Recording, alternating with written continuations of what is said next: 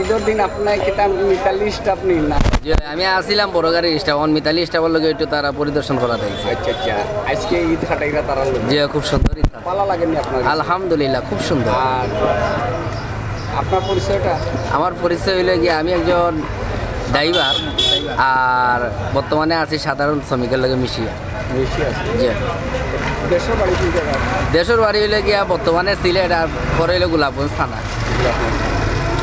বাড়ির ফ্যামিলির খেয়ে আছেন? আছে না, আব্বা আম্মা সকলেও আছে। আর বিয়া শাদী করছেন? যে করছি আমার এক এক পুয়া। যে আল্লাহর মাল। তো দেশবাসীর এই ঈদের শুভেচ্ছা কোনটা জানাইতারি?